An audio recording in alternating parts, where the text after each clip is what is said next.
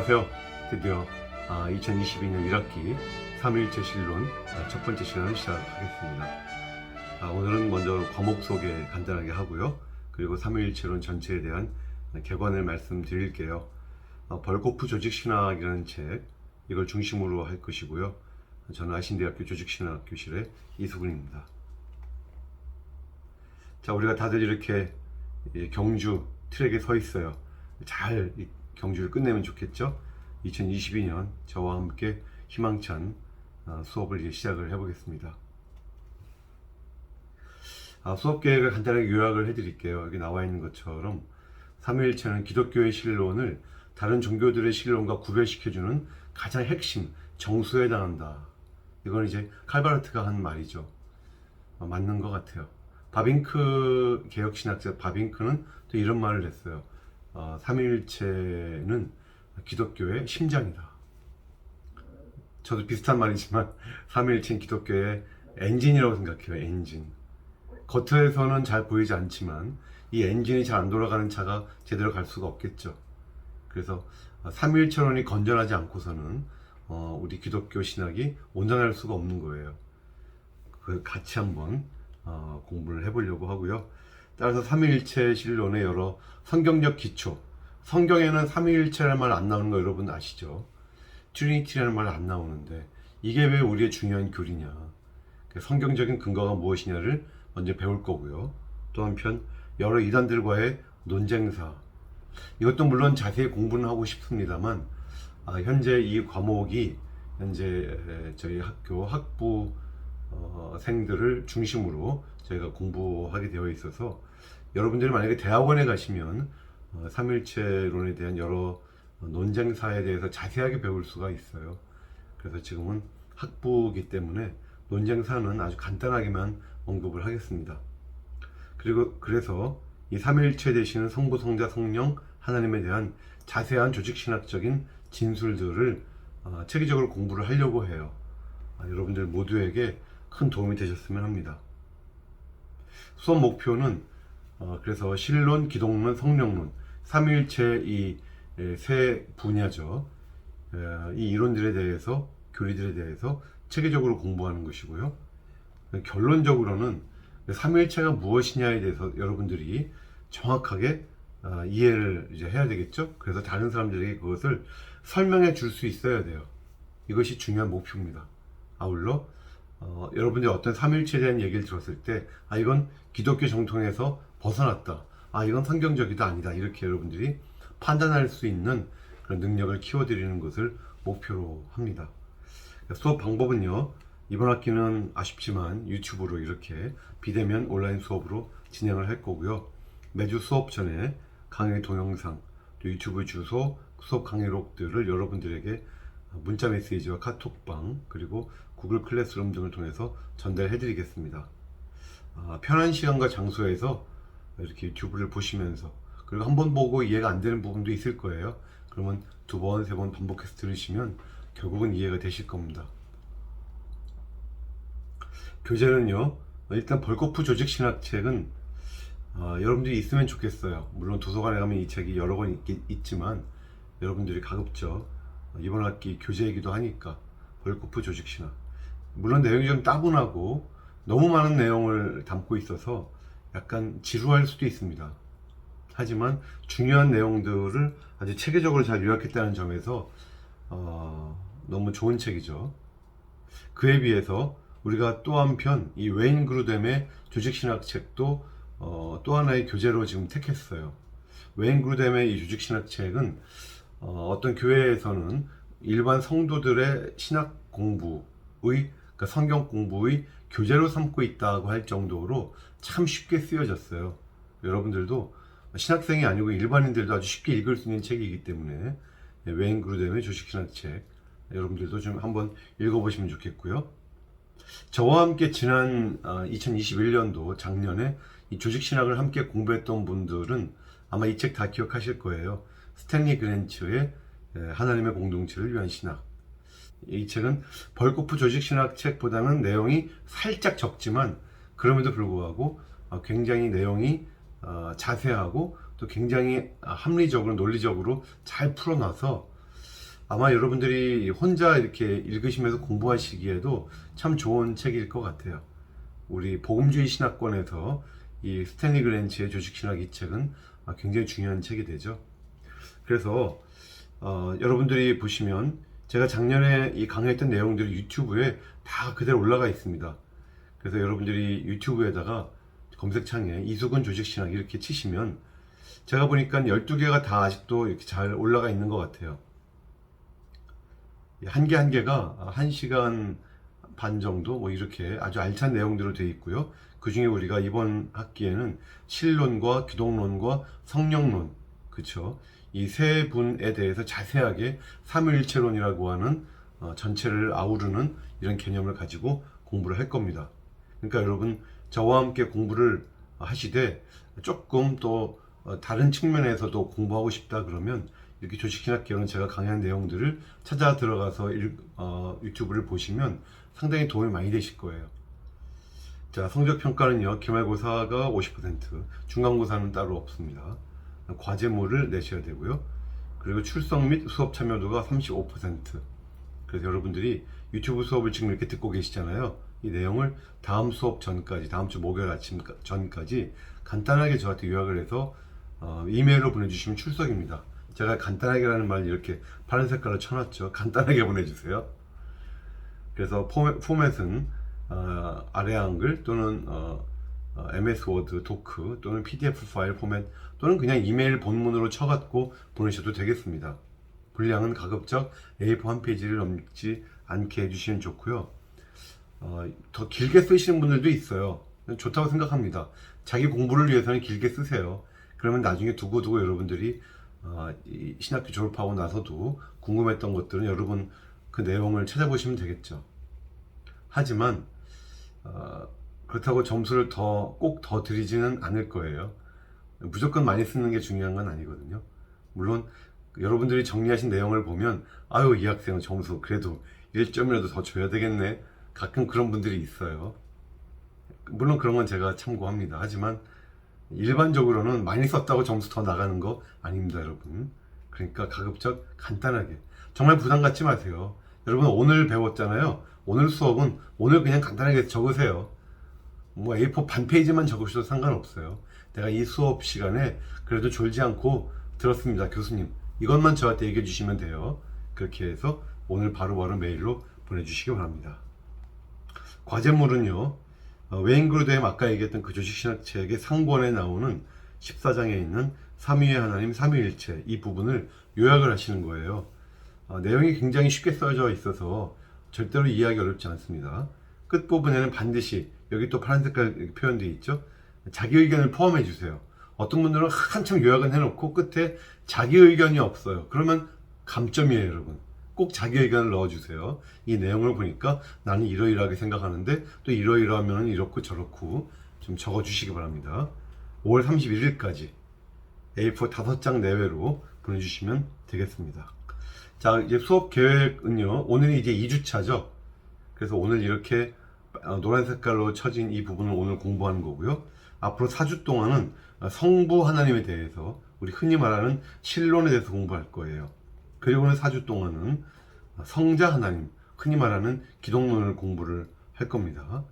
그리고는 4주 동안은 성령 하나님, 성령론을 공부를 할 거예요.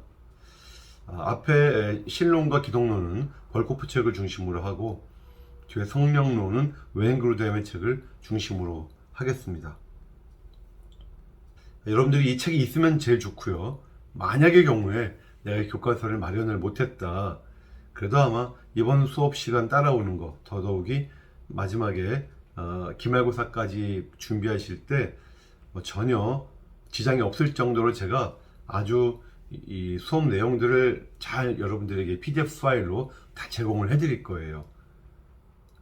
그것만 보셔도 충분하죠, 어떻게 보면. 하지만 그래도 제가 말씀드린 벌코프나 웨인그루뎀이나 또는 스탠리 그랜치 정도의 책 중에 한 권 정도는 그래도 가지고 계셔야 신학생으로서 필요할 때 이렇게 펼쳐놓고 자료를 얻으실 수가 있겠죠. 자, 이 그림을 보세요. 이 그림은요, 15세기의 비잔틴 스타일로 그려진, 이콘이에요. 이콘 아시죠? 이콘은 정교회에서 성경의 중요한 교리들을 이렇게 그림으로 그려가지고 성도들 교리를 교육시키기 위한 목적을 그리는 그림들이 이콘이죠. 이거 삼위일체에 대한 이콘이에요. 지금 모스크바에 있는데 보시면 뭐 제일 가운데 계신 분이 성부 하나님이실까요? 그리고 양 옆에 이렇게 성자 하나님과 성령 하나님이 그려져 있으신데 여러분 공통점이 뭐죠? 예, 얼굴이 똑같이 생기셨죠? 그래요. 삼위일체 되시는 이 세 분의 얼굴이 똑같아요. 근데 그거 말고도 또 하나가 놀라운 점이 있는데 그림에는 원근법이라는 게 있잖아요.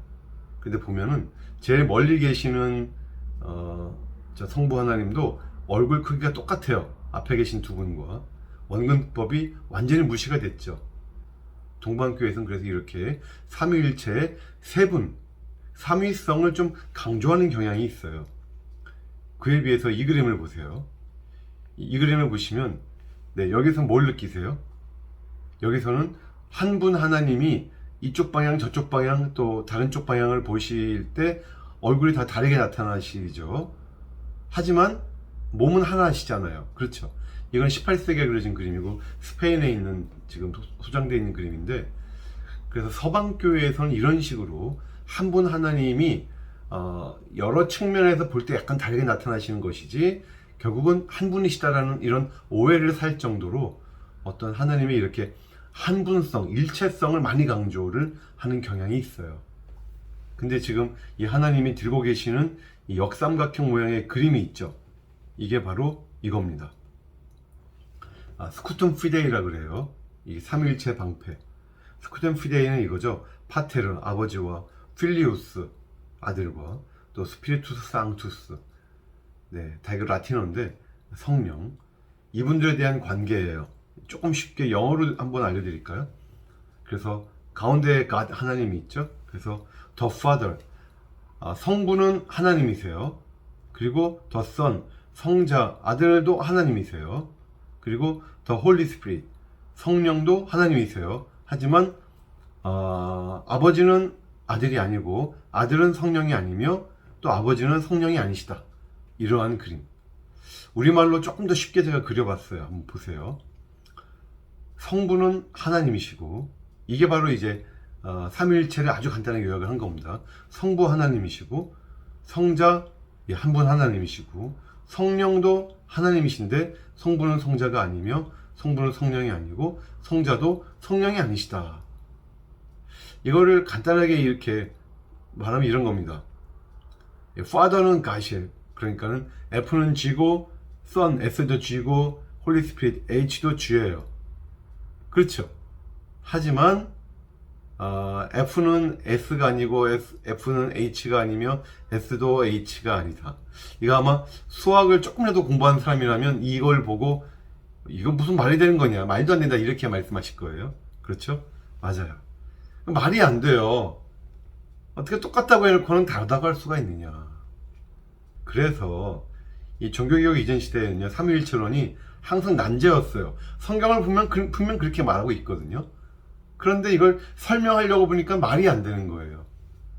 그래서 여기에 비성경적인 삼위일체론들이 난립을 해요. 대표적인 사람이 이제 첫 번째 사람이 터툴리안. 우리가 삼위일체라는 말을 최초로 쓴 신학자가 바로 이 터툴리안이에요. 트리니티라고 하는 이 라틴어 용어를 처음 썼죠. 그런데 터툴리안의 삼위일체에는 맹점이 성자 종속, 그러니까 성부 하나님, 성자 하나님, 성령 하나님 이렇게 세 분이 한 하나님이시다 이렇게 말해놓고는 성부 하나님 밑에 성자 하나님이 계신다고 하는 경향을 좀 보여줘요. 동방교회의 오리겐은 조금 더 심해요. 오리겐은 명시적으로 조금 더 강한 종속설, 서브오디네이션을 보여줘요. 그러니까 이렇게 말을 합니다. 본체에 관해서는 성자는 성부에게 종속되며 성령은 성자에게 종속된다. 여러분, 제가 빨간 색깔로 표시해 놨죠. 제가 이제 수업을 쭉 진행할 때 여러분들이 이제 파란 색깔이나 녹색으로 제가 이렇게 표시해 놓은 글씨들은 중요한 내용들을 그렇게 표시하는 거고요. 빨간 색깔로 해 놓은 것들은 좀 문제가 많은 그런 내용들을 해놔요. 자, 그래서 종속설은 이단입니다. 특별히 여기서 말하는 이 종속설은요, 이 존재에 대한 종속을 말해요. 그러니까 본체에 관해서는 했잖아요. 그죠? 본체에 대한 어떤 존재에 대한 종속이다. 이거는 이단입니다. 기독교 정통에서 벗어난 거예요. 그러니까 성자와 성령도 하나님은 하나님이신데 신성이 있으신데 뭔가 좀 감소돼 있어요. 성부 하나님에 비해서는. 이것이 이제 아리우스주의로 가는 디딤돌이 되었다. 아리우스는 또 누구냐? 아리우스는요, 이런 말을 해요. 굉장히 심한 말인데요. 성자는 성부의 최초의 피조물이다. 성령은요, 성령은 성자의 최초의 피조물이다. 그러니까 이렇게 해서 성자와 성령도 하나님이시다라고 하는 삼위일체의 어떤 그 영역은 이렇게 계속 가지고 가요. 외형은 가지고 가요. 하지만 삼위의 동질성은 아주 확실히 부인을 해요. 아리우스 때문에 이제 교회들이 난리가 났어요. 그래서 아리우스가 이런 말도 한다고요. 성부가 아버지가 아닌 적이 있었다. 그죠? 그러니까 아버지 혼자 계신 적이 있었다는 거예요. 또 성자가 존재하지 않았던 때가 있었다. 이런 말을 해요. 굉장히 위험한 말이에요. 근데 여러분 요즘도요, 이단들 중에는 이러한 아리우스주의 스타일을 말하는 분들이 간혹 있어요. 여러분 이거는 성경적이지도 않고 기독교 정통에서 완전히 벗어난 겁니다. 그래서 이렇게 이제 문제가 된 상황에서 또 어떤 내용들이 더 나왔냐면요. 역동적 군주신론과 양태론적 군주신론도 나와요. 군주신론, 이거는 이제 다니엘 신론이라고도 해요. 이게 뭐냐면요. 역동적 군주신론. 그래서 이거는 하나님은 한 분이세요. 성부 하나님밖에 안 계시고요.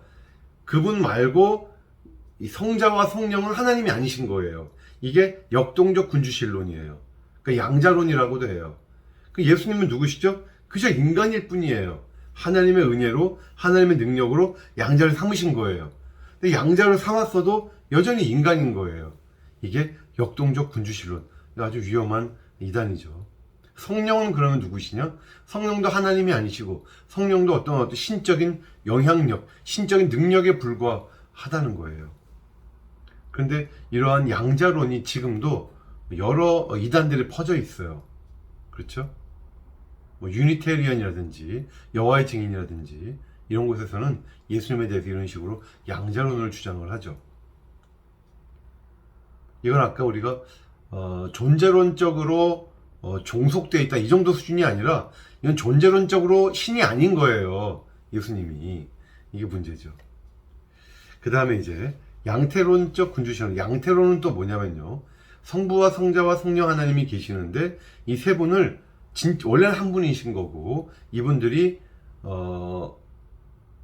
새 모양으로 그냥 나타나실 뿐이다. 이게 양태론이에요. 제가 좀 이따가 양태론을 좀 더 자세히 설명해 드릴게요. 양태론도 중요한 이단인 거예요. 예를 들면 내가 지금은 여러분들에게 교수죠. 또 제가 집에 가면은 아버지죠. 교회 가면 제가 목사죠. 하지만 다른 기능은 하고 있지만 하지만 나는 한 사람인 거잖아요. 그죠? 교수건 아버지건 목사건 똑같은 그냥 하나죠. 한 사람이 나타났을 뿐이에요. 여러 가지 방식으로. 이게 양태론이고 여러분 삼일체를 만약 누가 그런 식으로 설명하면요. 이거 양태론입니다. 이거는 이단이에요. 여러분들 그렇게 설명하시면 안 돼요. 근데 몰라서 그렇게 말하는 분들도 꽤 많아요. 이게 이단이라는 거 알면 앞으로 그렇게 설명 안 하시겠죠? 하지만 몰라서라도 그렇게 설명하시는 분들이 좀 있어요. 그건 아주 중요한 이단입니다. 삼신론도 있어요. 그러니까 양태론은 한 분이시라는 게 강조가 되는 거고 삼신론은 한 분이 아닌 거예요. 사실은 세 분인 거예요. 세 신이 세 하나님이 그냥 친하게 지내실 뿐이지 세 하나님이 계신다. 이렇게 말을 하는 거죠. 트리티이즘. 후기 단성론자들. 여러분 교회론 시간에 아마 단성론 배우셨죠? 예수 그리스도에게 신성과 인성 두 개가 다 있으세요. 두 본성이 있으신 거죠. 이게 오늘날 우리 기독교 정통이에요. 두 개가 다 있다는 거예요. 근데 이 단성론자들은 하나만 있다는 거예요. 예수님의 인성은 예수님의 신성에 흡수가 돼갖고 신성만 있으신 거예요. 주님께. 이게 이제 단성론자들이죠. 그 단성론자들 중에 일부와 또 중세 유명론자들 중에 일부가 이 삼신론을 주장을 해요. 유명론은 나중에 또 더 말씀드릴 기회가 있을 거고요. 그러니까 이렇게 복잡해지니까 교회가요 4세기에 드디어 삼위일체론을 교리로 확정하려고 노력을 많이 합니다. 그래서 니케아 공의회 제1회 에큐메니칼 교회 회의죠. 공의회죠. 325년. 이건 너무 중요하니까 꼭 여러분 아셔야 되겠죠. 니케아 공의회 때 성부와 성자의 동일 본질을 여기서 확정을 해요. 여러분 보시면 호모우시우스죠. 동일 본질. 근데 아까 우리가 아리우스는 동일하지 않다 그랬잖아요. 그쵸? 뭔가 열등하다 그랬잖아요. 예수님이, 성자가. 그래서 그것을 유사본질 그래요. 성자의 유사본질. 이것을 호모이오시우스. 아이가 하나 더 들어갔죠. 요거 하나 가지고 말이 엄청나게 달라진 거예요. 그래서 니케아 공의회에서 유사본질은 이단으로 정죄합니다. 동일 본질만 기독교 정통이라고 말을 해요. 그래서 베레데우스, 베레호모 이런 이제 표현을 쓰죠. 베레는 이제 라틴어로 truly 진실로 진정한 이 뜻이에요. 그러니까 예수님은 진정한 하나님이시며 100% 하나님이시며 진정한 100% 인간이시다라고 하는 것을 이렇게 공식화 시킵니다. 그리고 381년에 콘스탄티노플 공회가 또 2차 공회가 열리죠. 거기서 이 동일 본질이 다시 한번 확인이 되면서 이번에는 성령의 신성까지도 확정을 해요. 그러니까 이 내용들이 없던 거를 새로 교리를 만든 게 아니라 성경에 분명히 나와 있어서 그렇게 다들 믿어왔는데 거기서 여러 이단들이 자꾸만 나와갖고 이상한 얘기들을 하니까 이 내용들을 하나의 명제, 문장으로 만들려고 하는 시도를 이렇게 한 것이에요. 그래서 특별히 어떤 내용이 이제 공식화가 됐냐면 성자는 성부로부터 발생한다. 제너레이션 된다. 그리고 성령은 그럼 어떻게 오신 분이냐? 성부와 성자로부터 발출, 프로시드 되셨다. 프로시딩. 그러니까 발생과 발출이 중요한 어떤 존재론적인 내용이에요. 자, 좀 이따 다시 한번 설명을 드릴게요. 근데 여기에서 성령이 성부로부터 발출되었다 라는 내용은 이해가 되는데 성자로부터도 발출되었다 이거 가지고 이 서방교회와 동방교회가 굉장히 많이 싸우죠. 그래서 이거 필리오케 논쟁 그래요. 그러니까 항상 교회 회의, 공회회는 에큐메니칼 공회회는 동서방교회가 같이 모여서 회의를 항상 했는데 589년이죠. 톨레도에서 이 동방교회 없이 서방교회만 회의를 열어요. 톨레도 공회회라고 그러죠. 톨레도 공회에서 이 필리오케를 확정을 해요. 그러니까 니케아 콘스탄티노플의 신조에다가 거기서 그 신조의 라틴어 역본 있죠. 라틴어 역본. 그 라틴어 역본에다가 이 필리오케라는 말을 플러스 시켜요. 필리오케는 뭐냐? And from the Son이에요. 그리고 아들로부터. 그러니까 성령이 성부와 그리고 아들로부터 발출되셨다. 이렇게 이제 표현을 한 거죠.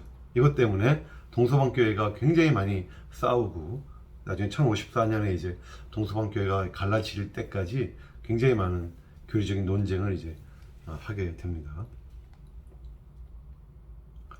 자, 종교개혁 이후에는 어떤 일이 있었냐면요. 종교개혁 이후에는 삼위일체론 자체가 대단하게 더 발전하는 건 아니고요. 이렇게 이전에 있었던 이단들이 자꾸 재발해요. 종속론 계속 나오죠. 양태론 지금도 여전히 많고 또 소시니안주의. 여러분이 소시누스라는 사람이 있었어요. 16세기 말에 이탈리아 사람인데 그러니까 우리가 16세기 종교개혁을 통해서 구교와 신교가 나뉘잖아요.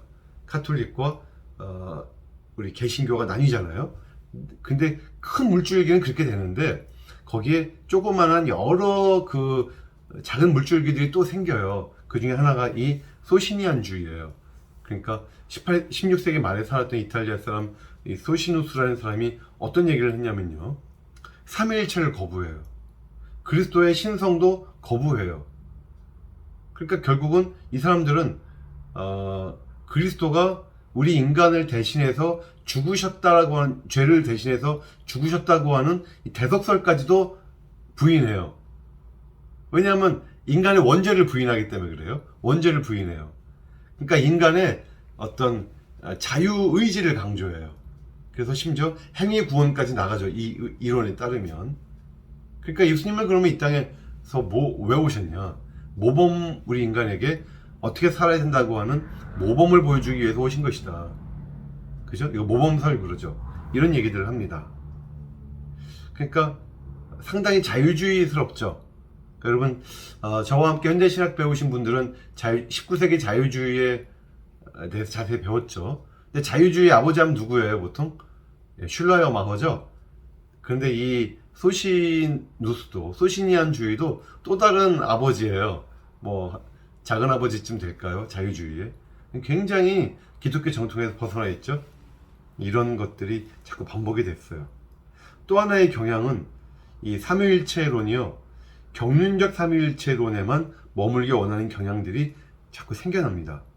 여러분 좀 기억하셔야 돼요. 삼위일체론에는 두 가지가 있어요. 삼위일체에는 내재적 삼위일체와 경륜적 삼위일체, 또 다른 말로는 존재론적 삼위일체와 기능론적 삼위일체. 무슨 말이냐면, 여러분, 우리가 역사를 보면요, 창세기에 하나님이 이 땅을 창조하셨잖아요. 그리고 언젠가 이 땅의 역사가 끝나겠죠. 마지막 심판 때, 그죠? 그러니까 역사의 시작과 역사의 끝, 그러니까 하나님의 창조와 그리고 하나님의 구원, 창조와 구원, 하나님께서 뭔가 피조물들과 관계를 맺어가시는 이 모든 역사 속에서의 하나님, 삼위 하나님의 어떤 사역들, 그죠? 그분들의 관계들, 이런 것을 경륜적 삼위일체라 그래요. 그러니까 우리가 알고 있는 건 다 어떻게 보면 경륜적 삼위일체들이에요.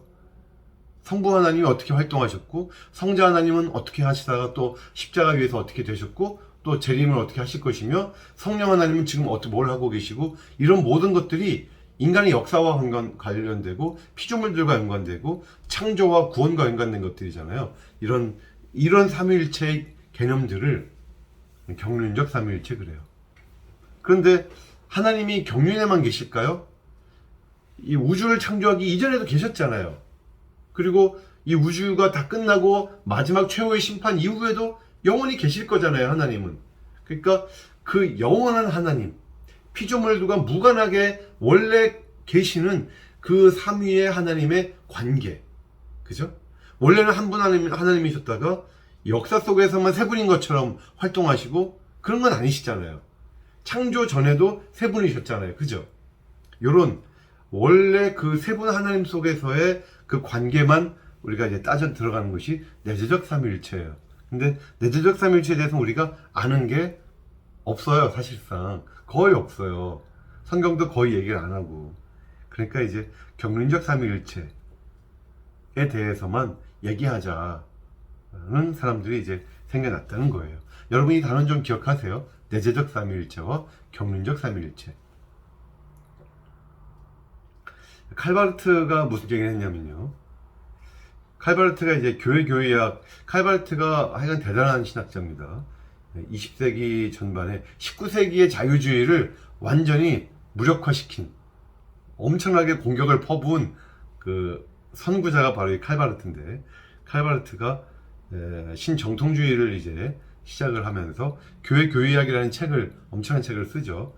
이제 교회교의학 책 속에 무려 220페이지나 삼위일체론을 다뤄요. 거기 보면은 그래서 현대신학 속에다가 삼위일체론을 극적으로 부활시켜요. 왜냐하면 삼위일체는 오랫동안 중요한 내용이었다가 19세기 자유주의자들이 삼위일체를 거의 무시했거든요. 거의 얘기를 안 했다고요. 그건 너무 형이상학이다. 삼위일체론을 꺼내지도 않았어요. 그 상황에서 삼위일체론이 우리 기독교의 가장 중요한 부분이다. 아까 처음에 말씀드린 것처럼 기독교의 핵심이다. 기독교의 정수다. 라고 이제 말을 하면서 더더욱이 그 삼위의 어떠한 존재론적인 종속도 허용하지 않는 아리우스주의를 완전히 몰아내고 아주 속 시원하게 이렇게 삼위일체론을 현대신학에 부활시켜요. 이게 칼바르트입니다. 칼바르트의 표현을 따르면, 물론 칼바르트의 말이 어려워요. 좀 한번 한 문장만 볼까요? 이처럼 손상되지 않은 유일성 속에서, 그러니까 하나님은 유일하신 분이라는 거예요. 그 유일하심은 전혀 손상되지가 않아요. 속에서 계시자는 성부 하나님이시겠죠? 계시, 그러니까 예수 그리스도 성자 하나님은 그 자체가 계시이신 거예요. 계시가 곧 성자 하나님 예수님이세요. 예수 그리스도. 그리고 계시됨, 인, 성령, 이렇게 한 하나님, 동일하신 하나님이 이렇게 새 계시자, 계시됨이라고 하는 새 사건 속에서 나타나신다. 하나님 자신 안에 있는 손상되지 않은 다양성 속에서, 유일성과 다양성, 그렇죠? 이 삼중적 존재 형태가 정확하게 기인되었다. 바르트에 대해서 좀 자세히 알고 싶으시면, 혹시 시간 있으시면 제가 유튜브에도 제가 바르트 강의를 한 2개쯤 올린 것 같아요. 여러분 그냥 보시면 바르트에 대해서 올바로 아실 수 있을 거예요. 사람들이 뭘 오해하는지, 또 바르트의 장점이 무엇인지, 또 바르트의 약점이 무엇인지, 그런 것 등등. 어쨌거나 바르트의 교회학 책 여러분 도서관 가시면 아마 보실 수 있을 거예요. 근데 읽지는 마세요. 괜히 이런 게 신학이야 하면서 포기할지도 몰라요. 왜냐하면 너무 길어요. 표현은 되게 어려운데 되게 길어요. 13권짜리 교회학을 다 여러분들이 엄청나게 많아요. 그죠? 이렇게 많은 책을 여러분 평생 가도 아마 읽으실 일이 거의 없을 거예요. 여러분이 바르트 전공하지 않는 이상은. 하지만 바르트가 했던 중요한 말들은 우리가 중간중간에 이렇게 말씀을 좀 드리겠습니다.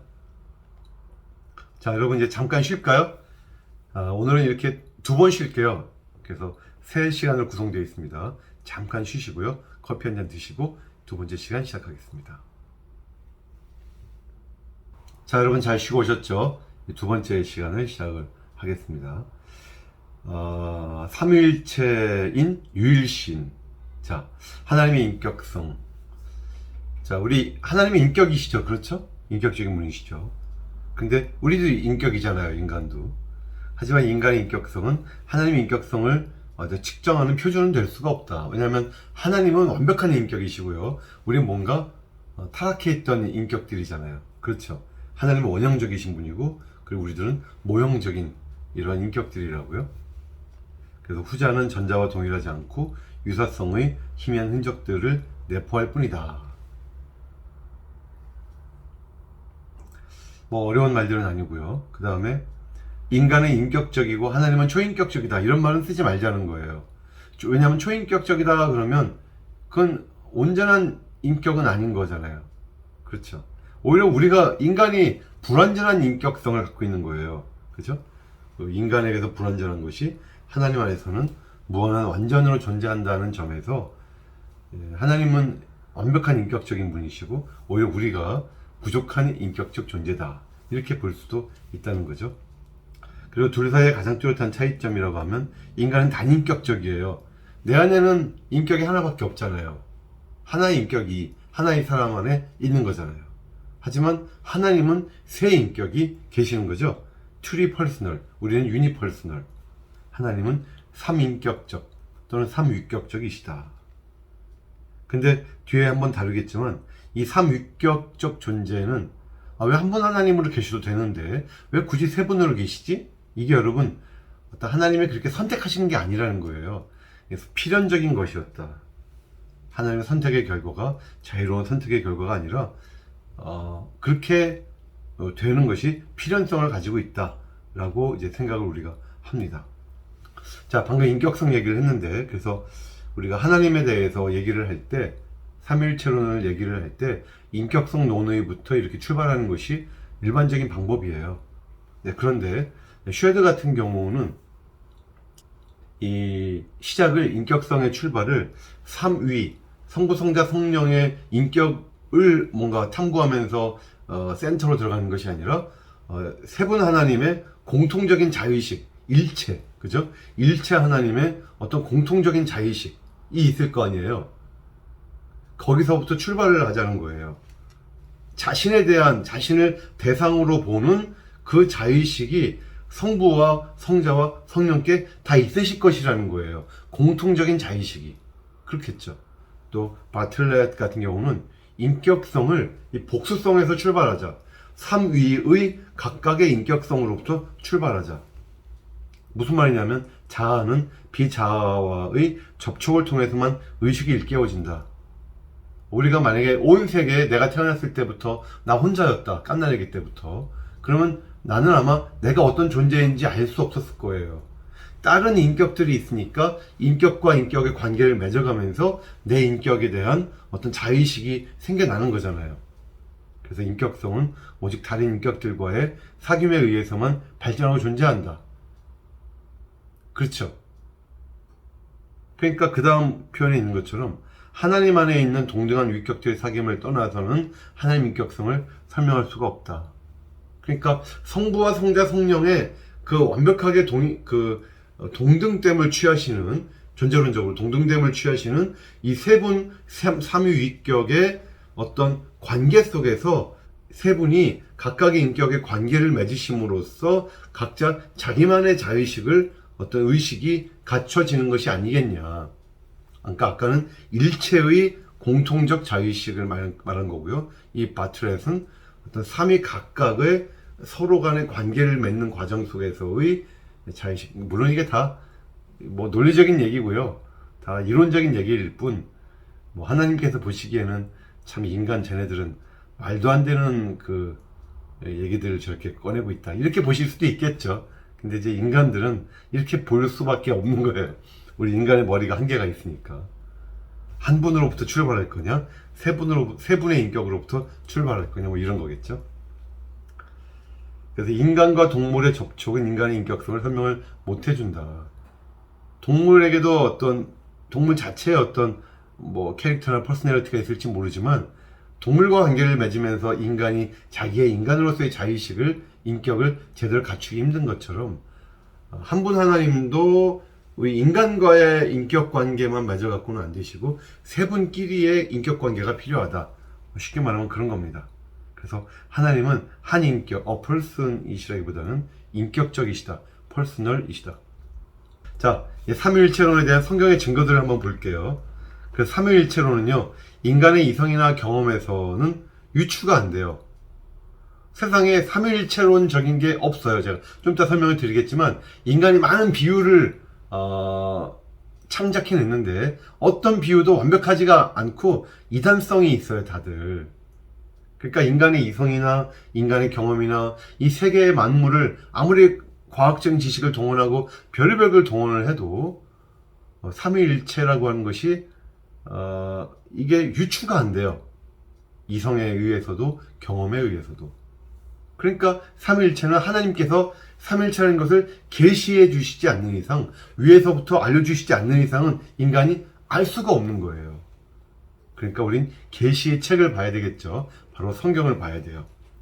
구약 성경의 증거들을 먼저 볼 건데요. 일부 교부들은 이런 말도 한 적이 있어요. 구약에 삼위일체론이 완벽하게 다 구현되었다, 계시되었다. 근데 이건 아니라는 거죠. 그리고 아까 얘기했던 소시니안주의나 또는 알미니안주의에서는 구약의 삼위일체론이 전혀 나오지 않는다. 이것도 아니라는 거예요. 그래서 우리 기독교 정통에서는, 복음주의 신학권에서는 어떻게 일반적으로 이해하냐면, 구약에는 암시들이 나온다는 거예요. 하지만 그 삼위일체에 대한 암시들이 구체적인 명제로 딱 주어지는 것이 아니라 어떤 사실들 속에서, 어떤 사건들 속에서 계시로서 주어진다는 거예요. 같이 보겠습니다. 무슨 말인지. 자, 첫 번째는요, 하나님이 자신을 복수로서 계시를 하신다는 거예요. 언급하신다는 거예요. 우리 너무 잘 아는 말씀, 창세기 1장 26절에 이렇게 말씀하세요. 하나님이 이르시되 우리의 형상을 따라 우리의 모양대로 우리가 사람을 만들고. 하나님은 한 분 하나님이신데, 분명히 왜 하나님이 창세기 1장, 성경의 제일 첫 장부터 자꾸 자신을 우리라고 복수로 표현하시냐는 거예요. 이것만 봐도 양태로는 일단 아닌 것 같다는 거 여러분 아시겠죠? 네. 창세기 11장 7절에도 보니까, 자, 우리가 내려가서 거기서 그들의 언어를 혼잡하게 하여 그들이 서로 알아듣지 못하게 하자. 우리가 알고 있는 유명한 바벨탑 사건이죠. 우리가 내려간다. 하나님께서 자신을 복수로서 표현하시고 우리가 내려간다, 이렇게 표현하시는 거예요. 이걸 봐도 하나님에게는, 우리가 알고 있는 유일신 하나님께는 어떤 복수성이라는 게 있는 것이구나, 이걸 우리가 이제 알아야 돼요.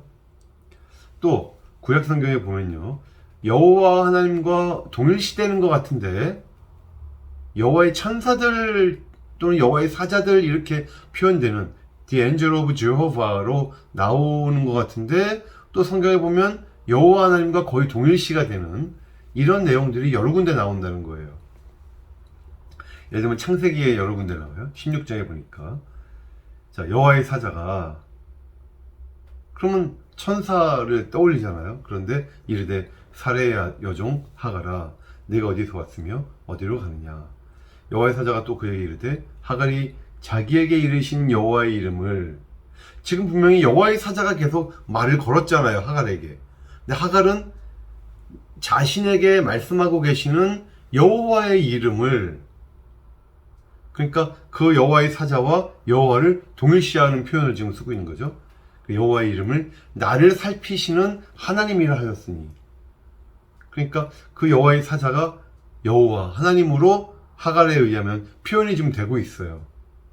이는 내가 어떻게 여기서 나를 살피시는 하나님을 배웠는고, 하나님을 배운 게 아니라 여호와의 사자, 여호와의 천사를 본 거잖아요, 어떻게 보면. 그래서 이것을 봐서도 뭔가 하나님에게는 복수성이라는 것이 있고, 또 하나님께서 하나님의 사자처럼 뭔가 이 땅에 보내시는 그분이 마치 하나님과 어떤 동일시될 수가 있는 부분이 있겠구나라는 걸 우리가 힌트를 얻을 수 있다는 거예요. 또 창세기 18장에도 보니까 여호와께서 마므레의 상수의 나무들이 있는 곳에서 아브라함에게 나타나시니라. 여호와 하나님이 나타나셨어요, 아브라함에게. 그래서 그가, 즉 아브라함이 장막문에 앉아있다가 눈을 들어본 즉 사람 셋이 맞은편에 서 있는지라. 하나님 여호와께서 오셨다 그랬는데 사람 3명이 자기 앞에 서 있는 거예요, 이 아브라함 앞에. 근데 그 사람 셋이 아브라함에게 이르되가 아니라 여호와께서 아브라함에게 이르시되, 자꾸 동일시가 되고 있죠. 사라가 왜 웃으며 이르기를 내가 늙었거늘 어떻게 아들을 낳으리오 하느냐. 그리고는 그 사람들이 거기서 일어나서 소돔으로 향하고, 자꾸 여호와 하나님 한 분을 우리가 생각을 떠올리고 있었는데 자꾸 여러 세 사람을 또 떠올리게 만들죠. 이 말씀의 구절을 보니까 여호와께서 이르시되 내가 하려는 것을, 이젠 또 단수성이 나오시죠. 단수성, 내가 하려는 것을 아브라함에게 숨기겠느냐. 소돔과 고모라에 대한 부르짖음이 크고 그 죄악이 심히 무거우니 내가 이제 가서, 아까는 그 세 사람이 일어나서 소돔으로 향했는데 이제는 여호와께서 이제 내가 내려가서, 마치 한 분이신 것처럼 표현하고 있죠. 그 모든 행한 것이 과연 내게 들린 부르짖음과 같은지 그렇지 않은지 내가 보고 알려 하노라. 그 다음에 이제 세 번째는요, 하나님의 말씀. 우리가 이제 요한복음 1장 1절에 보면 태초에 말씀이 계시니라 이 말씀이 하나님과 함께 계셨으니 이 말씀은 곧 하나님이시니라 이렇고는 14절에 말씀이 육신이 되어 우리 가운데 거하심에 우리가 그 영광을 보니 아버지의 독생자의 영광이요 은혜와 진리가 충만하더라. 그러니까 하나님의 말씀, 즉 로고스가 곧 성자 하나님이신 것을 신약 성경에서 여러 번 그렇게 증명하고 있는데, 지금 여기도 보면은 여러분들이 구약 성경에도 하나님의 말씀, 하나님의 지혜라고 하는 것이 자꾸 인격으로서, 그건 인격은 아니잖아요. 말씀이 어떻게 인격이에요? 지혜가 어떻게 인격이에요? 그 말씀을 하신 분이 인격이고 그 지혜를 가지신 분이 인격이지. 근데 자꾸 구약에 보면은 그 말씀과 지혜의 인격성을 불어넣어요. 예를 들면 10편 33편 4절에 여호와의 말씀은 정직하며 그가 행하시는 일은 다 진실하시도다. 여호와의 말씀은 진실하세요. 그리고 이 그가 물론 여호와를 받는 말일 수도 있지만 말씀을 받는 것일 수도 있어요. 여호와의 말씀. 그렇죠? 그 여호와의 말씀에 하시는 일은 다 진실되다. 또 우리 잠언 8장에 보면요, 유명한 본문이죠. 나 지혜는 명철로 주소를 삼으며 지식과 근신을 찾아왔나니 나는 교만과 거만과 악한 행실과 패역한 입을 미워하느니라. 내게는 계략과 참지식이 있으며 나는 명철이라. 내게 능력이 있으므로. 이 나는 다 지혜를 말하죠. 여호와께서 그 조화의 시작 곧 태초에 일하시기 전에 나를 가지셨으며, 이 지혜는 영원전부터 존재하셨던 분이라는 거죠. 만세전부터, 태초부터, 땅이 생기기 전부터 내가 세움을 받았나니. 내가 그 곁에 있어서 창조자가 되어. 창조자는 여호와 하나님이라고 알고 있는데 이 지혜가 창조자이신 거예요. 그러니까 이 잠언 8장에 나오는 이 지혜는 우리가 일반적으로 성자 하나님, 어떤 로고스 되시는 하나님에 대해서 우리가 떠올리게 만드는 것이죠. 날마다 그의 기뻐하신 바가 되었으며 항상 그 앞에서 즐거워하였으며. 자, 또 네 번째 힌트는요. 한 위격 이상이, 그러니까 두 위격 이상이 이렇게 언급되는 본문들이 있다는 거예요, 구약에. 예를 들면 시편 45편에 보면요. 하나님이여 주의 보좌는 영원하며 주의 나라의 균은 공평한 균이이다. 균은 이제 옛날 개혁 성경 보면 홀 그렇게 나오죠. 홀은 이제 균은 왕이 임금이 이렇게 들고 있는 큰 지팡이죠. 왕권을 상징하는 거예요. 그러니까 하나님이여 주는 완벽한 영원한 왕이시다 이거예요. 근데 왕은 하나님은 정의를 사랑하고 악을 미워하시니 그러므로 하나님 곧 왕의 하나님이 이것도 무슨 말이죠? 그러니까 우리가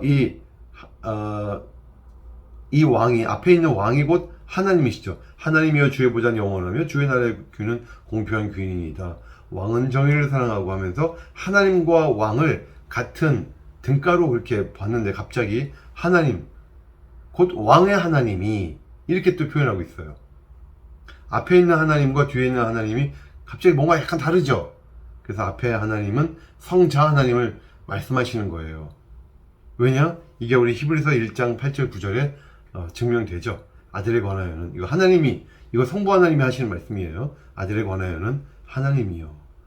그러니까 하나님이 예수님을 보고 하나님이요 그렇게 부르시는 거죠. 히브리서 1장은 하나님이요 주의 보좌는 영영하며 주의 나라의 균은 공평한 균이이다.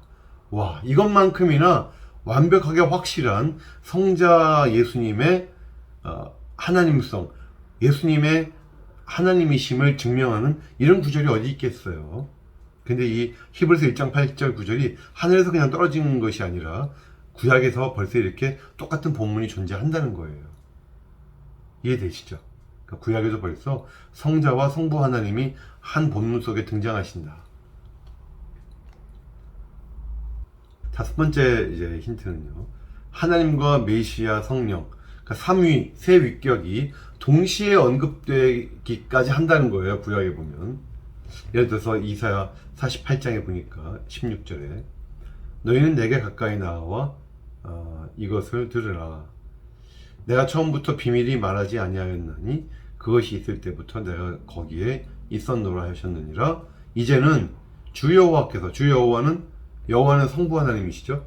이제는 주 여호와께서 나와 나는 지금까지 앞에서 내게 가까이 나와라고 했는데 이 나가 도대체 누구였지? 그리고 나와 그의 영을, 하나님의 영을, 이 나는 바로 성자 하나님이신 거죠. 그래서 이 본문 속에 세 분이 다 등장하는 거예요. 또 이사야 61장 1절에 보니까 주 여호와의 영이 내게 내리셨으니, 복음서에 나오는 말이죠. 그죠?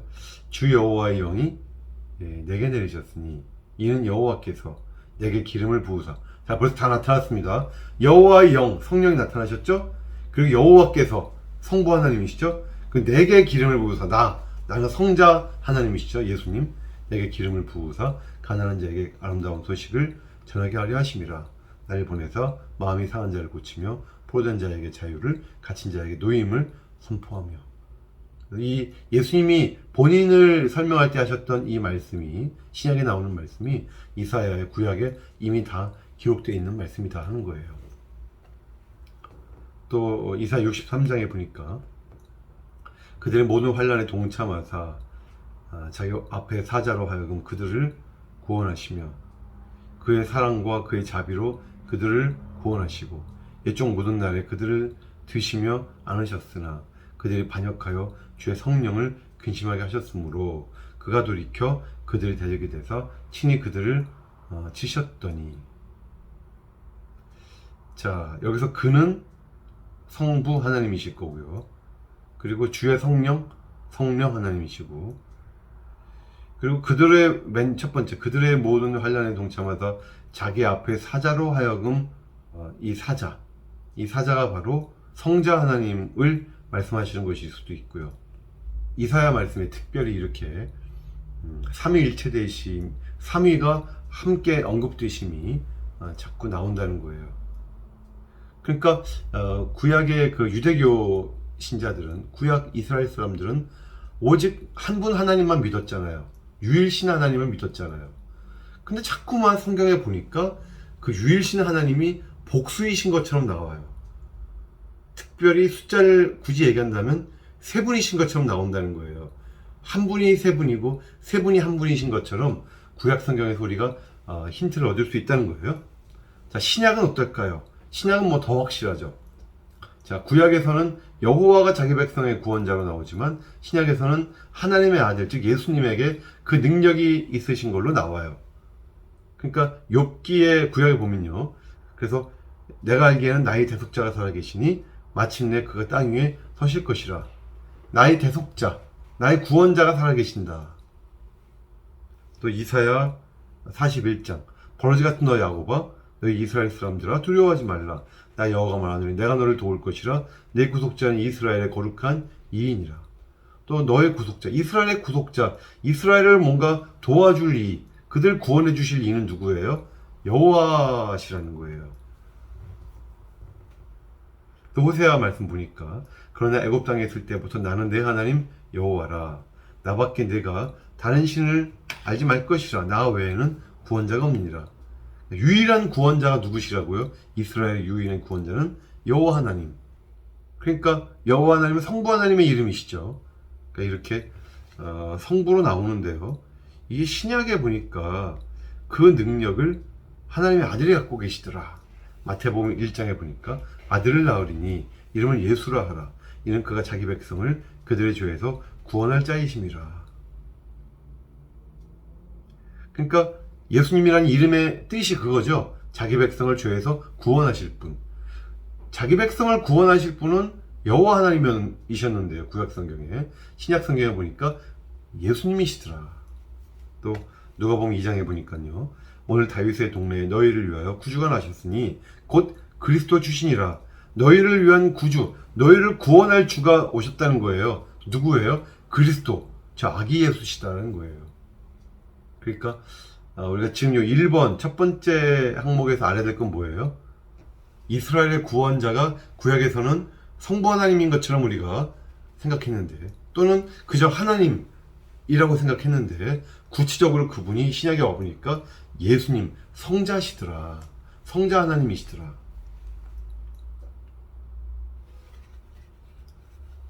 그리고 두 번째 항목은요. 구약에서는 이스라엘 가운데 거하시는 분이 여호와세요.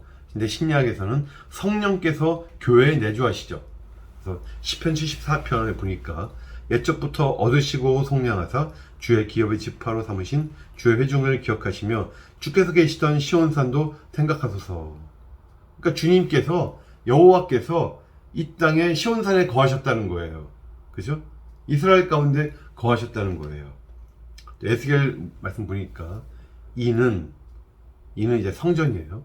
성전은 내 보좌의 처소, 나는 이제 여호와 하나님이시죠. 내 발을 두는 처소, 내가 이스라엘 족속 가운데 영원히 있을 곳이라. 등등등등등. 맨 마지막 문장도 그리하면 내가 그들 가운데 영원히 살리라. 하나님이 뭔가 이스라엘 가운데 영원히 거하시는 처소가 있다는 거예요. 이스라엘 가운데 거하시는 그분 누구죠? 여호와 하나님이세요. 자, 그런데 로마서 8장에 보니까 만일 너희 속에 하나님의 영이 거하시면 너희가 육신에 있지 아니하고 영에 있나니 누구든지 그리스도의 영이 없으면 그리스도의 사람이 아니라. 맞아요. 하나님의 영, 즉 성령이 내 안에 거하시면 나도 이제 육신이 아니라 영에 거하는 사람이, 영에 있는 사람이 돼요. 그러면 무슨 결론이냐, 이 말씀 보니까 따라서 내 안에 성령이 안 계시면 나는 그리스도의 사람이 아니다. 모든 크리스찬의 그 안에는 성령이 계신다. 구약에서는 모든 이스라엘 가운데 계시는 분이 여호와셨는데 이제 모든 교회 가운데 계시는 분이, 내주하시는 분이 성령이시다. 또 유명한 말씀 고린도전서 3장에 보니까 너희는 너희가 하나님의 성전인 것과 하나님의 성령이 너희 안에 거하시는 것을 알지 못하느냐. 그죠? 너희 안에 거하시는 분은 누구라고요? 성령이시다. 그러니까 이런 많은 말씀들을 보면 결국은 우리가 이제 삼위일체라고 하는 교리를 전혀 모른다고 치고요. 이 많은 말씀들을 보면 이렇게 생각을 할 수 있는 거예요. 아, 구약에서 우리 가운데 우리를 구원하실 분, 또 우리 가운데 거하실 분이 하나님이시라고 그랬고, 근데 신약에 보니까 그분이 예수님이시고 또 그분이 성령이시네. 그러면 여호와 하나님과 이 예수님과 성령님과 결국 같은 분이신가? 이런 식으로 자꾸 우리의 마음으로 하여금 세 분의 일체성을 탐구하게 만드는 거예요. 세 번째는 자기 아들을 세상에 보내시는 하나님, 그리고 성령을 파송하시는 성부와 성자. 무슨 말씀이냐면요, 요한복음 3장 16절, 하나님이 세상을 이처럼 사랑하사 독생자를 주셨으니. 맞아요. 예수님을 이 땅에 주신, 예수님을 보내시는 분 누구세요? 하나님이세요. 맞아요. 성자를 이 땅에 파송하시는 분 누구예요? 성부시라는 거예요. 그렇죠? 이해되시죠? 그러니까 성부와 성자가 좀 구분이 돼요. 아까는 또 뭔가 같은 일을 하시는 분 같았는데 이번엔 또 구분이 좀 되는 거예요. 갈라디아서 4장에 보니까 때가 차면 하나님이 그 아들을 보내사 여자에게서 나게 하시고 율법 아래에 나게 하신 것은, 그 아들을 이 땅에 보내신 분 누구예요? 아버지 하나님이 계신다는 거예요. 그렇죠. 또 요한일서 4장 9절에 하나님이 자기의 독생자를 세상에 보내심은 그로 말미암아 우리를 살리라 하심이라. 독생자, only begotten son, 유일하게 태어나신 분, 독생자를 누가 보내세요? 하나님이 보내신다, 이 땅에. 그 하나님은 누구실까요? 성부시겠죠. 그러니까 성부는 보내시는 분이라는 거예요. 파송하시는 분. 그에 비해서 요한복음 14장에 보니까 보혜사, 곧 아버지께서 내 이름으로 보내실 성령, 그가 너희에게 모든 것을 가르치고. 보세요. 아버지께서, 보혜사 곧 아버지께서 내 이름으로 보내실 성령. 그러니까 아버지께서 보내신다는 거죠, 성령을. 그러니까 성령을 이 땅으로 보내시는 분, 아버지께서, 성부께서 하시는 일이죠. 근데 그 다음 요한복음 15장에 보니까 내가 아버지께로부터 너희에게 보낼, 여기선 내가 아버지께로부터 너희에게 보낼 보혜사, 그죠? 곧 아버지께로부터 나오시는 진리의 성령. 이 말씀 보면 성령이 아버지께로부터 Father로부터 나오신다는 것은 분명하고, 내가 아버지께로부터 너희에게 보낸다 이런 표현을 보면 뭔가 성자 하나님도 성령 보내심에 동참하시는 것처럼 우리가 추측이 가능해요, 어느 정도. 근데 그 다음 요한복음 16장에 아주 확실하죠. 그러나 내가 너희에게 실상을 말하노니 내가 떠나가는 것이 너희에게 유익이라. 내가 떠나가지 아니하면 보혜사가 너희에게로 오시지 아니할 것이요 가면 내가 그를 너희에게로 보내리니. 여기서는 성령을 너희에게로 보내주시는 주체가 누구로 나와요? 바로 예수님으로, 성자 하나님으로 나와요. 물론 같이 보내시는 거겠지만. 자, 네 번째 항목은 이거예요. 성부가 성자에게 말씀하세요. 그러니까 성부와 성자가 같은 분이 아니라는 거예요. 양태로는 아니라는 거예요. 그리고 성자는 성부와 교제하시고, 성령은 또 신자들의 마음속에서 성부에게 기도하신다. 마가복음 1장에 보니까 하늘로부터 소리가 나기를 너는 내 사랑하는 아들이라. 그러니까 성부 하나님이 성자 하나님께 외치신 거죠. 너는 내 사랑하는 아들이라. 내가 너를 기뻐하노라. 그렇죠? 그 다음에 마태복음 11장에 보니까 예수께서 대답하여 이르시되 천지의 주제이신 아버지여 올소이다. 이렇게 된 것이 아버지의 뜻이니이다 라고 성자께서 성부께 기도하고 계시잖아요. 이런 것들을 보면 양태론이라는 거는 정말 이 삼위일체에 관련된 모든 이단들을 통틀어서 성경을 제일 이렇게 안 읽은 사람들이 말하기 쉬운 이단이다라고도 볼 수가 있어요. 물론 그분들도 성경을 연구한 분들이지만 제대로 연구한 게 아니죠. 또 요한복음 11장에 보니까 돌을 옮겨 놓으니 예수께서 눈을 들어 우러러 보시고 이르시되 아버지여 내 말을 들으신 것을 감사하나이다. 그쵸? 어떻게, 제가 아까 그랬죠. 제가 여러분에게 앞에 교수고 집에서 아버지라 그랬잖아요. 하지만 양태론의 단점은 뭐예요? 교수와 아버지가 서로 만나서 대화하는 건 불가능해요. 근데 지금 대화하고 있잖아요. 성부와 성자께서. 그 다음에 로마서 8장에 보니까 이와 같이 성령도 우리의 연약함을 도우시나니 우리는 마땅히 기도할 바를 알지 못하나 오직 성령이 말할 수 없는 탄식으로 우리를 위하여 친히 간구하시느니라. 그죠? 우리 안에 계신 성령께서 우리를 위해서 기도하세요. 기도의 대상은 하나님이시잖아요. 그러니까 성부께 성령이 기도하신다. 그리고 성자가 세례받을 때 성부는 말씀하시고 성령은 비둘기 모양으로 내려오셨다. 이 말씀 다 잘 아실 거고요. 그 다음에 예수님이 해주신 지상명령 속에 새 위격이 다 언급이 되죠.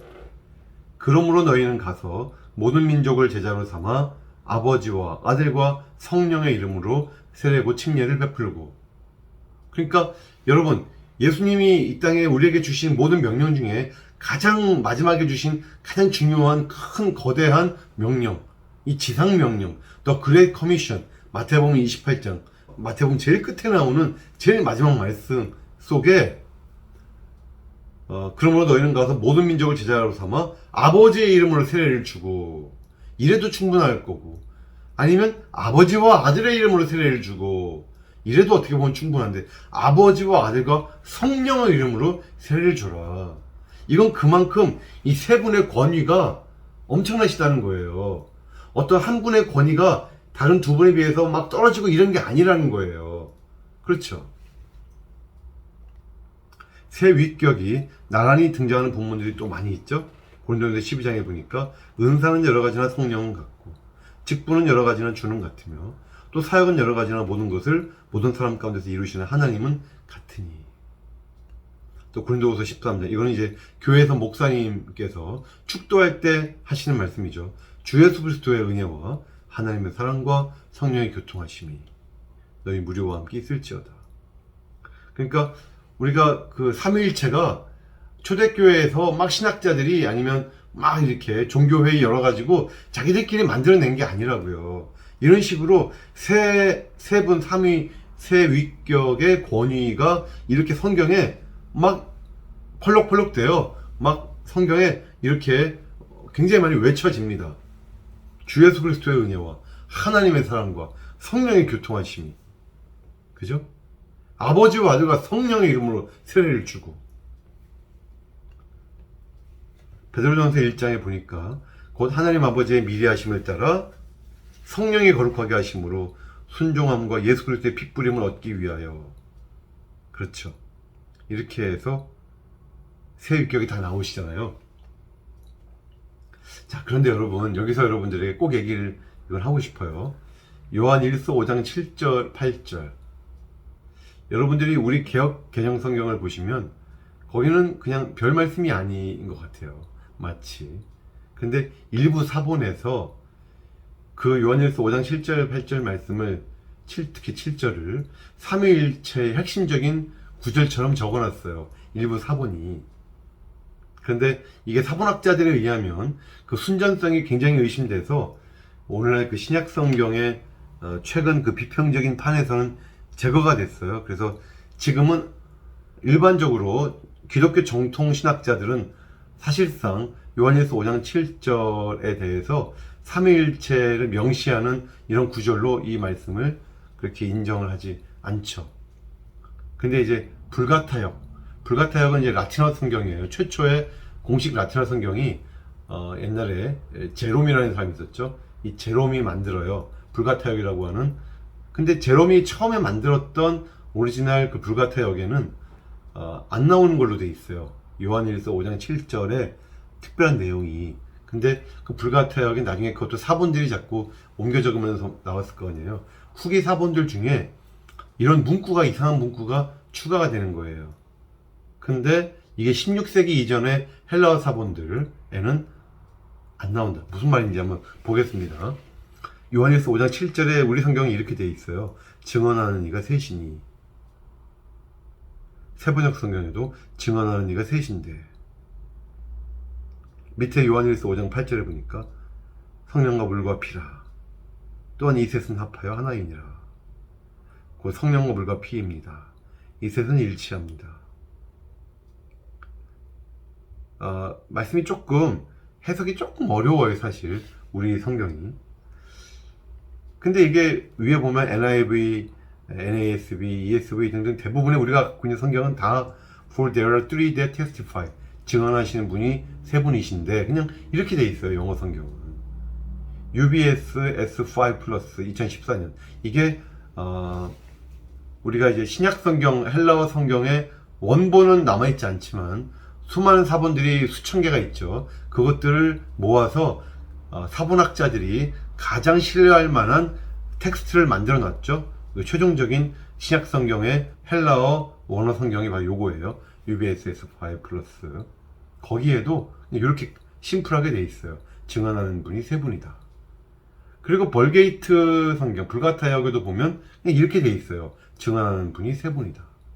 근데 이상하게 킹 제임스 버전 KJV에 보면요, 이 말이 길어요. 이 말씀이 어떻게 되어 있냐면요, For there are three that bear record in heaven. 하늘에서 증언하시는 분이 세 분이 계시는데, 그렇죠? The Father, 아버지와 The Word, 말씀, 즉 이건 이제 그리스도죠. 그리고 And the Holy Ghost, 그리고 성령이시다. 그 다음 문장이 중요합니다.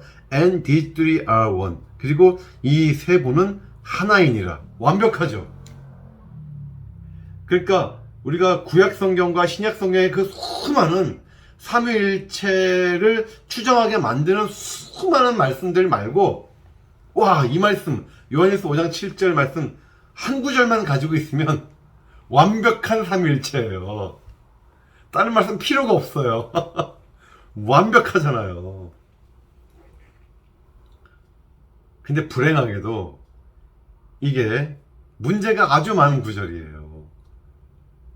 왜냐? 이 요한일서 5장 7절이 이걸 이제 요한의 콤마라고 불러요. 조한인 콤마. 그래서 콤마가 무슨 말이냐면 짧은 구절이 뜻이에요. 짧은 구절. 그러니까 요한이 쓴 서신서에 나오는 이 짧은 구절이 문제가 됐었어요. 그동안 킹 제임스에 나오잖아요, 분명히. 근데 왜 다른 성경은 아무도 이거를 인정 안 해주잖아요. 요한의 콤마를 인정할 거냐 안 할 거냐를 갖고 여러 다툼들이 있어 왔는데, 여러분 생각해 보세요. 만약에 정말로 우리 아까 오죽 초대교회에서 뭐 별의별 뭐 종속설이니 또 별의별 또 뭐 군주신론이니 별의별 그 이단들이 많았을 때, 양자론이 많았을 때, 그때 교부들이 만약에 그 당시에도 요한일서 5장 7절이 정말로 이렇게 이 세 분은 한 분이시다라고 하는 요한일서 5장 7절 말씀으로 그때도 진짜 있었다면, 헬라어 성경으로서 당시에 수많은 교부들이, 또 당시에 수많은 교회 지도자들이 당연히 요한일서 5장 7절을 삼위일체의 증거로 인용했겠죠. 중요한 증거로. 하지만 당시에 이 말씀을 중요한 증거로 인용을 아무도 안 한 거예요. 그 당시에 일어났던 그 엄청난 삼위일체 논란들 우리가 생각을 해보면 너무 이상한 일이잖아요. 그때도 정말 우리가 킹 제임스 성경처럼 가지고 있는 이 본문이 그때 헬라어 사본으로 존재했었다는 말이죠. 그러니까 그때는 이런 게 없었다고 하는 증거가 된다, 이렇게 생각을 하는 거예요, 우리는. 더더욱이 이 킹 제임스 성경이 영어 성경이니까 이게 TR, 보통 텍스투스 리셉투스라는 게 있어요. 표준 원문 텍스투스 리셉투스를 번역을 한 거예요. 1611년에 번역을 했죠, 킹 제임스로. 근데 텍스투스 리셉투스를 번역을 한 건데, 텍스투스 리셉투스라고 하는 이 헬라어 성경이 누가 만든 거냐면요, 그거는 이제 에라스무스가 만든 거가 거기서 출발을 해서 약간 개정한 게 TR이에요. 텍스투스 리셉투스.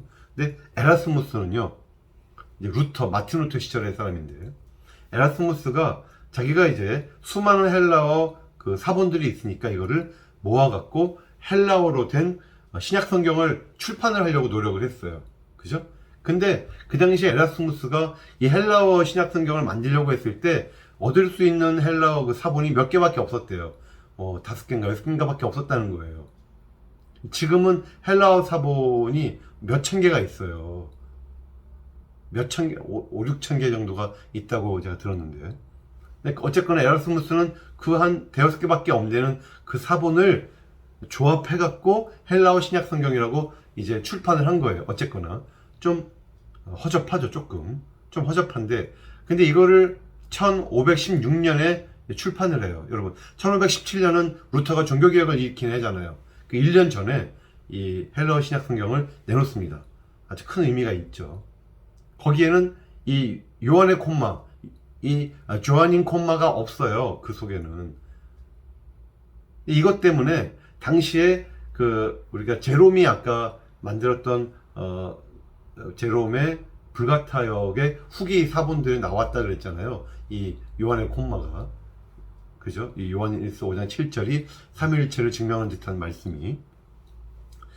그래서 그거를 불가타역을 보던 사람들이 이상하게 에라스무스의 이 1516년 그 헬라어 신약성경 초판을 보니까 이 요한일서 5장 7절이 이렇게 짧게만 돼 있고 길게 안 돼 있다는 거예요. 그래서 비판을 했다는 거예요. 에라스무스를. 심지어 에라스무스를 막 너는 아리우스주의자다라고 하면서 굉장히 신학적으로 비판을 하니까 그거를 못 견딘 에라스무스가 이런 말을 해요. 만약에 여러분들이 나에게 헬라어 사본으로서, 그죠? 그 불가타역 사본 말고 헬라어 사본으로서 나에게 요한일서 5장 7절이 이렇게 삼일체를 증명하는 이 요한의 콤마가 포함된 그런 걸 가져다 준다면 그럼 내가 다음번 개정판에다가 그거를 포함시키겠다. 그래서 그 당시에 16세기에 어떤 사람들이 헬라어 사본으로서 이 요한의 콤마를 포함시킨 사본을 만들었다는 거예요. 이건 다 여러분 여러 책에 나오는 얘기예요. 그래서 그것을 에라스무스에게 보여줬고, 그래서 에라스무스도 결국은 그래서 어쩔 수 없이 자기가 약속을 했으니까 어쩔 수 없이 자신의 헬라어 신약 성경 나중에 개정판에 집어넣어요. 그래서 1522년 제3판이에요. 1516년에 1판 나왔고 1522년 제3판에다가 헬라어 신약 성경 3판에다가 어쩔 수 없이 요한의 콤마를 집어넣어요. 그리고 그것을 몇 번 약간씩 다른 사람들이 개정하면서 텍스투스 리셉투스가 된 거고, 그게 바로 킹 제임스 성경의 원본이 된 거죠. 번역할 때 원본이. 그러니까 요한의 콤마가 포함된 거는요, 이렇게 따지면 킹 제임스 성경과 그 오늘날 한글로 번역된 킹 제임스 성경과 그리고 16세기에 만들어진 걸로 보이는 몇 개의 헬라어 사본들과 그리고 불가타역, 그죠? 제롬이 불가타역을 쓴 거는 4세기 말이에요. 4세기 말인데 그 후에 나중에 이제 거기다 요한의 콤마를 집어넣어서 만든 불가타역의 일부 사본과 요것들 밖에는 요한의 콤마가 나오는 구절이 어디도 없어요. 그러니까 오늘날 기독교 정통에서는 뭐 카톨릭이건 개신교건 또 뭐 우리 복음주의건 하여간 우리 기독교 정통에서는 일반적으로 요한의 콤마를 인정하지 않습니다. 여러분 꼭 기억해 주시기 바라고요. 얘기 너무 길었죠? 네, 열불나게 말씀드렸네요. 네, 잠깐 쉬었다 오세요. 커피 한잔 드시고 오시죠. 자, 이제 우리 세 번째 시간입니다. 세 번째 시간에는요, 삼위일체론에 대한 명제 6개를 먼저 간단하게 볼게요. 첫 번째 명제는 이겁니다. 신적인 존재 안에는 분리될 수 없는 유일한 본체가 있다. 그러니까 이거죠. 하나님에게는 분리될 수가 없는 그 일체가 있다는 거예요. 본체가 있다는 거예요. 이것이 영어로는 에센스 그래요. 헬라어로는 우시아, 라틴어로는 에센티아죠. 서방교회에서 용어 혼동이 있어요. 그러니까 초창기에 그 기독교 신학적으로 중요한 내용들을 이 동방교회에서 많이 특히 삼일체와 연관되어서 얘기를 했었거든요. 그 내용이 이제 서방교회에서 나중에 그 동방교회의 헬라어를 서방교회의 라틴어로 옮기는 과정에 조금씩 문제가 생겼다는 거예요. 그래서 라틴어 중에 수브스탄티아라는 말이 있어요. 수브스탄티아는 원래 삼위일체 중에 그 위격, 이 휘포스타시스거든요, 헬라어로. 휘포스타시스의 라틴어 번역이 수브스탄티아인데, 이게 일부 서방교회 학자들이 우시아, 본체에 대한 라틴어 번역어로 수브스탄티아. 엄청난 혼란이죠? 그죠? 위격도 수브스탄티아고, 일체, 그 체도 수브스탄티아예요. 이런 엄청난 혼란이 생긴 거예요. 여기 이제 터툴리안도 좀 관여했죠. 어쨌거나 이런 혼란이 생겨서 나중에는 이제 어떤 일이 생겼냐면요. 두 번째 명제 먼저 볼게요. 두 번째 명제는 이러한 한 신적 존재 안에는 세 위격, 서로 구분될 수 있는 개별적 실체들이 계시고 이분들은 성부와 성자와 성령이시다. 그러니까 여러분 삼일체에 대해서 여러분 가장 중요한 개념은 이거예요. 한 분 하나님은 분리될 수 없지만 구분되시는 세 위격이 있으시다 이겁니다. 한 분 하나님이시지만 그리고 분리될 수가 없지만 구분은 되는 세 분 계시다 이거죠. 근데 이 세 위격에 대한 것이 이제 원래는 서브스탄스, 그죠? 라틴어로 수브스탄티아 이걸로 딱 돼야 되는데 여기도 보면 지금 서브시스턴스, 여러분 처음 들어보는 분도 많으실 거예요. 서브시스턴스라고 하는 이걸 위격으로 이제 영어로 번역을 해놓은 거예요. 헬라어로는 위격은 아까 얘기했듯이 휘포스타시스죠. 그리고 라틴어로는 원래는 수브스탄티아예요. 근데 수브스탄티아가 휘포스타시스도 이 수브스탄티아고 또 우시아도 수브스탄티아가 돼버리니까 나중에 이제 10세기, 11세기에 스콜라 신학자들이 이거를 라틴어로 하나를 더 만들어요. 수브스탄티아라는 말을 쓰지 말자. 수브시스텐시아를 만들었어요. 그러니까 수브시스텐시아가 위격, 그죠? 휘포스타시스의 번역어가 이제 된 거예요. 자, 이런 식으로 해서 용어의 혼동이 좀 있었어요. 특히 서방교회에서 이렇게 되었는데 중요한 개념은 아시겠죠? 한 분 하나님에게 분리될 수 없는 에센스가 있고 우시아가 있고 하지만 서로 구분은 되는 세 위격 휘포스타시스 서브시스턴스가 있다 이겁니다. 하나님의 나누어지지 않은 전 본체가 삼위의 각자에 동등하게 속한다. 이게 무슨 말이냐면요, 아까 우리가 얘기했었던 공통된 자의식 비슷해요. 그러니까 삼위일체 중에 세 위격 있잖아요. 성부와 성자와 성령 구분은 된다 그랬죠. 구분은 되시는데 이 세 하나님께서 동등하게 가지고 계시는 인격이 있다는 거예요. 그 본체가 있다는 거예요. 이건 참 신기한 거죠. 예를 들면 여러분 이런 거예요. 여러분 세 명이서 공동으로 예를 들면 세 명이서 공동 명의로 집을 샀다고 생각해봐요. 여러분 ABC 학생이 집을 샀어요. 같이 살아요. ABC 학생이 사는데 공동 명의잖아요. 이 집안엔 셋이 있죠. 근데 이 집은 재산적으로 볼 때 A에게 다 속한 게 아니에요. 이 집은 A에게는 3분의 1이 속하고 B에게도 3분의 1이 속하고 C에게도 3분의 1이 속하는 거예요. 재산적으로만 보면, 그 금액으로 보면 그러니까 전체가 동등하게 A, B, C 학생에게 다 속한 건 아니죠. 3분의 1씩만 속하는 거죠. 이게 일반적인데 하나님은 다르다는 거예요. 하나님은 그 공통된 그 하나님의 본체가 세 위격에게 다 동등하게 속한다는 거예요. 분리가 안 되고. 그 3위는 본체의 수적 유일성을 가진다. 본체는 하나신데 그 하나를 내가 가지고 넌 없고 이게 아니라 나도 있고 너도 있고 이렇게 세 분 하나님께서 다 가지고 계신다는 거예요. 인간의 이성으로는 도저히 말이 안 되는 거죠. 그리고 신적 본체는 삼위와 독립된 존재가 아니다. 이렇게 생각할 수도 있는데 이게 아니라는 거예요. 무슨 말이냐면 성부 하나님, 성자 하나님, 성령 하나님이 계시니까 세 분이서 공통적으로 가지고 계시는 어떤 신성이 있다고 하니까 그러면 하나님이 이렇게 본체가 있고 성부로서, 성자로서, 또 성령으로서 이렇게 떨어져 계신 건가? 그럼 신이 이렇게 하나님이 네 분이신 건가? 이런 사실론 이게 아니라는 거예요. 3위는 위격주 위험에 차등이 없어요. 따라서 결코 존재론적 종소가 없어요. 여러분 이거 아주 중요한 거예요. 존재론적으로는 종소가 없습니다. 존재론적으로는 단 순서는 있어요. 순서는 관계와 연관되어 갖고 종속을 말할 수는 있어요. 아까 우리 얘기했잖아요. 성자는 성부로부터 발생하시잖아요. 성령도 발출되시잖아요. 성부와 성자로부터. 이렇게 관계와 연관된 또는 순서와 연관된, 우리가 보통 성부, 성자, 성령 그러지 성령, 성자, 성부 이러진 않잖아요. 일반적인 순서 같은 것도 있어요. 하지만 이게 존재론적인 종속은 아니다 이겁니다.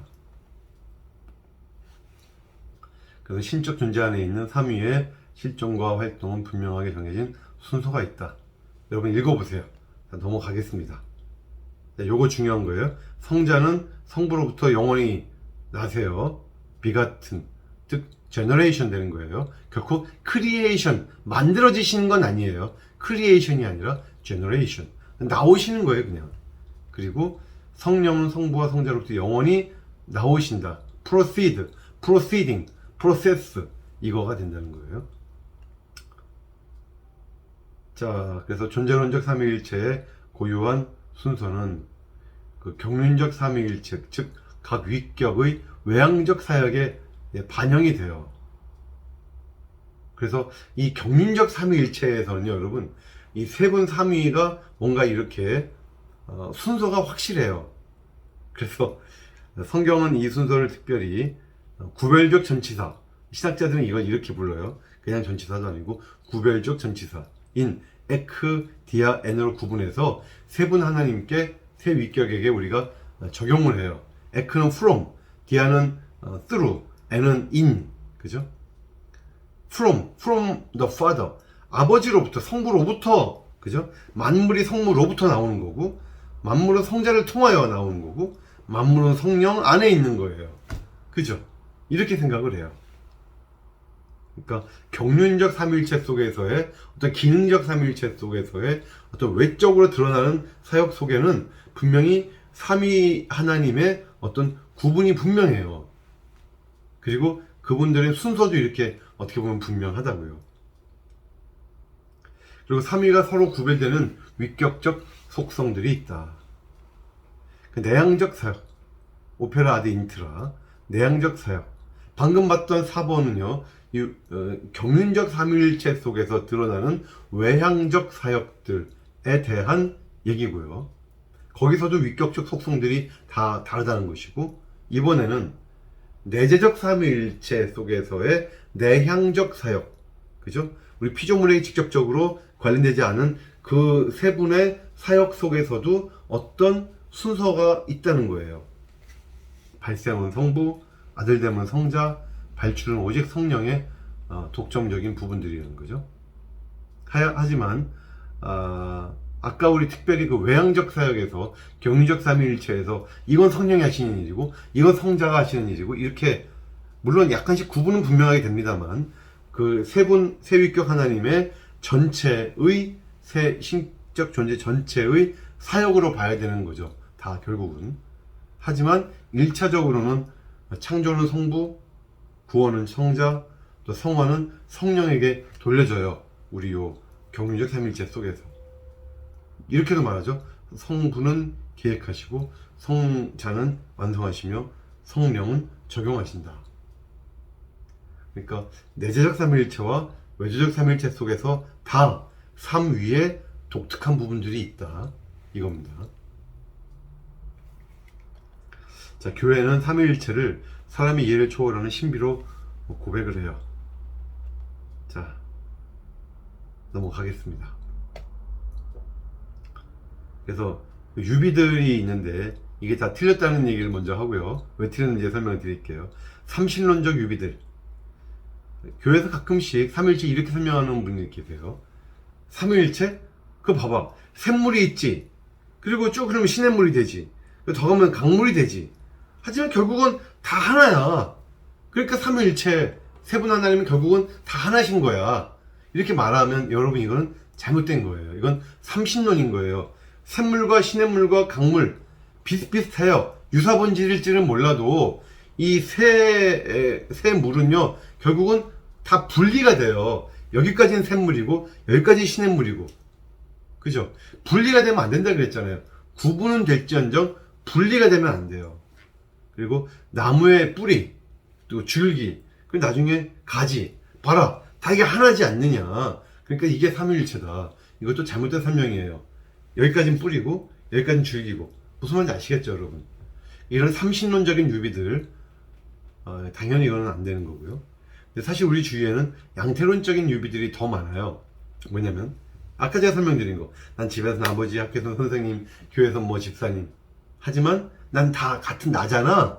그러니까 결국은 셋인 것 같지만 하나야. 이게 삼위일체야. 여러분들이 이렇게 교회에서 설명하지 않으시기를 바랍니다. 모르고 지금까지 이렇게 설명했다면 여러분 앞으로는 그렇게 설명하시면 안 돼요. 또 이런 설명도 있죠. H2O, 물이죠. H2O가 차가우면 얼음이 되죠. 그리고 온도가 올라가면 물이 되죠. 그리고 더 온도가 올라가면 뭐가 돼요? 수증기가 되죠. 하지만 결국 다 H2O잖아요. 그러니까 결국은 이게 삼위일체다 이렇게 설명하는 경우도 있는데 이것도 아닌 거죠. 이 양태론적 유비들의 단점은요, 그 각자 만나서 서로 대화를 못 한다니까요. 아버지와 선생님이 대화를 못 해요. 얼음과 물이 동시에 있을 수가 없어요. 물론 잠깐 있을 수 있겠죠. 이렇게 온도를 적당하게 맞추면. 하지만 특정한 온도에서는 둘은 결국은 만날 수가 없어요. 물은 물일 뿐이고 얼음은 얼음일 뿐이죠. 그러니까 H2O 비유는 양태론적이면서도 또 어떻게 보면 삼신론적인데, 어쨌든 이건 다 안 되는 비유들, 유비들이라는 거예요. 또 좀 더 복잡한 유비들은 이런 것들이 있어요. 지정의, 정반합, 또 주관, 객관, 주객관, 또 사랑의 주체, 객체. 사랑하려면 주체가, 사랑하는 주체가 있어야 될 것이고, 사랑의 객체가 있어야 될 것이고, 그 둘이 연합되는 어떤 관계가 있어야 될 거 아니에요. 그죠? 주체와 객체와 그 사랑의 관계, 이 세 가지는 결국은 하나다. 이런 식으로 설명하려고 하는 것이 다 한계가 있다는 거죠. 그러니까 여러분, 삼일체는 이런 식으로 유비로는 설명하지 않으시길 바래요. 자, 지금부터 딱 세 페이지만 하고 끝나는데요. 성부 하나님에 대해서는 그냥 아버지, 우리가 아버지라는 표현에 네 가지 의미가 있다는 것만 설명을 드릴게요. 첫 번째 의미는요, 모든 피조물들의 근원이시잖아요. 성부께서. 그죠? 창조주시니까. 그런 의미로서의 아버지시죠. 두 번째는 구약 백성인 이스라엘과 맺고 계시는 신정관계로서의 아버지. 그리고 구원받은 우리 하나님의 자녀들이 아버지라고 부르는 그 대상으로서의 아버지. 또한 삼위일체의 제2위가, 즉 성자께서 성부에게 부르실 때 아버지여 라고 부르시잖아요. 우리 복음서에 보면 예수님이 아버지여, 이렇게 2위가 1위를 호칭하는 관계로서의 아버지. 이런 네 가지의 아버지의 의미가 있다. 성자 하나님에 대해서는, 자, 성자 하나님이 필연적인 행동일까요? 아니면 하나님이 어느 날 이렇게 계시다 보니까 나 혼자로서 너무 심심하니까, 외로우니까 내가 더 만들어야지 하고 만드신 걸까요? 다른 하나님을? 그건 아니라는 거예요. 옛날 오리겐은 이런 말을 했어요. 성부의 의지에 의존하는 자유로운 행위였다. 그러니까 삼위일체, 그러니까 성자가 계신 것은 성부의 어느 날 갑자기 떠오르는 자유로운 행위였다는 식으로 설명하는 거. 또 아타나시우스조차도 성부의 선택적인 의지에 의해서 성자가 발생하신 걸로 설명을 해요. 근데 이렇게 설명하면 문제가 뭐냐? 성자는 생길 수도 있고 안 생길 수도 있으셨어요. 성자의 존재가 우연적 존재가 되는 거예요. 그러면 그렇게 우연적 존재이신 분이 어떻게 성부 하나님과 호모우시우스가 가능할까? 그죠? 성자의 발생은 하나님의, 성부 하나님의 필연적 의지의 행위다. 그죠? 의지의 행위는 맞는데 자유로운 의지가 아니라 필연적 의지다. 선택적 의지가 아니라 필연적 의지다. 이렇게 봅니다. 또한 영원한 행동이에요. 발생은 아주 먼 과거에 완성된 행동이라는 뜻이 아니고요. 자, 여러분 여기까지 수업 듣고 여러분 이제 오해를 하시면 안 돼요. 자, 보세요. 그러니까 성자가 성부로부터 발생하셨죠. 그럼 아리우스주의하고 뭐가 다르죠? 아리우스도 그랬잖아요. 성자가 성부의 제일 피조물이다. 제일 처음 만든 게 성자시다. 그러니까 아버지가 아니었던 적이 있었고요. 성자 예수님이 존재하지 않으셨던 적이 있었어요. 먼 과거 어느 순간인가. 이런 아리우스주의와 이 영원한 때 성자께서 발생하셨다는 것이 뭐가 다르냐면요. 여러분 이런 거예요. 여러분 역사의 시작과 역사의 끝은 시간이 흐르잖아요. 그죠? 하나님이 이 땅을 창조하셨을 때부터 나중에 최후의 심판인 그 순간까지 시간은 흘러요.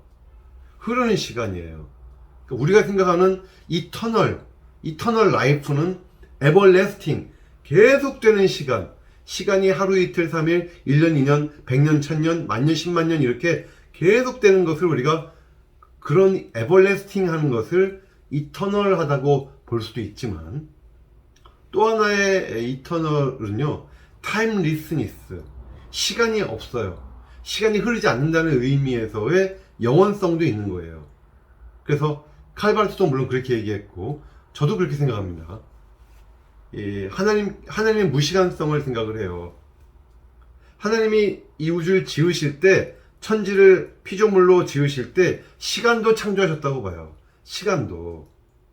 그러니까 천지를 지으시기 이전에는 그 영원한 시간은 천지를 창조하시기 전에 1년 전, 천지를 창조하시기 전 100년 전, 이게 아니라 천지를 창조하시기 전에는 시간이라는 게 없어요. 그냥 영어 타임리스니스, 시간이 흘러가는 게 아닌 형태의 영원성. 그러니까 그 영원성 속에서의 성자 하나님의 발생, 성령 하나님의 발출이니까 이건 굉장히 논리적인 얘기예요. 정말 시간 순서로서의 발생, 시간 순서적으로서 나중에 발출, 이 뜻이 아니라 어떤 논리적인, 이론적인 의미에서의 어떤 그 발생과 발출이지, 이건 영원 전에, 그러니까 천지가 창조되기 전에 있었던 타임리스니스의 사건이에요. 그러니까 그걸 우리가 생각하는 시간이 흘러가는 개념의 발생, 발출. 내가 결혼하면 자식을 낳을 거고, 그럼 나는 내 자식보단 훨씬 시간적으로 일찍 있잖아요. 존재론적으로. 이런 게 아니라는 거예요. 성부, 성자, 성령은 존재론적인 순서가 있으신 분이 아니라는 거예요. 그죠? 그 여러분 구분하시기 바래요. 그러니까 아리우스는 큰 실수를 한 거예요. 그러니까 아리우스에 의하면 정말 존재론적인 차등, 존재론적인 성자 하나님의 열등성이 아리우스에 의하면 얘기가 나올 수밖에 없는 거죠.